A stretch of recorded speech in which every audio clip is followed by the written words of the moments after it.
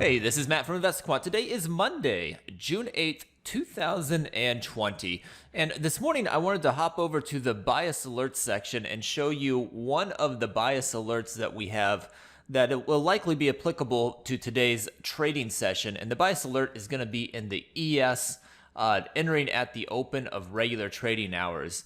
And, before I hop into this, just a heads up, there are multiple alerts that are potentially going to be in play today, and they are conflicting. So the one I'm going to show you will show a bit of a long bias, but there's also one that's based off of price patterns that I've shown before, and it's got a pretty weak bias when entering long. So there are some conflicting ones today, but I haven't shown you this Bollinger Band one, so I'm going to show you that one today instead of the one that has the weaker bias on it.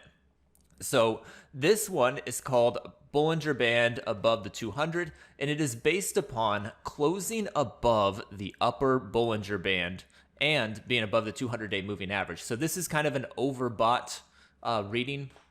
And on Friday, we had that giant up gap on the non-farm payrolls report that continued higher after the open. So it got us this extreme move to the upside, and the close above the upper Bollinger Band kind of captures that idea. Of course, being above the 200-day moving average as well in a strong market. So this is for the ES. It's based off of entering at the open of regular trading hours, 9:30 a.m. Eastern time, and exiting at the close of regular trading hours, which is 4:15 p.m. Eastern time. We've got 130 samples here, 60% win rate historically. And also one other thing with that setup, it is based on opening within the prior day range. I didn't mention that. So you're opening in the prior day range after a close above the upper Bollinger Band when above the 200-day moving average.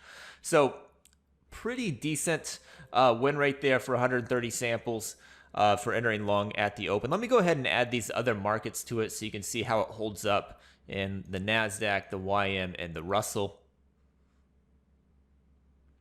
And here you go. So you can see the other instruments. You've got the NASDAQ with 162 samples, the YM 140, and the Russell 149. And all of those kind of hanging around that 60% mark. So NASDAQ a little bit stronger, YM a little bit stronger, Russell a little bit weaker.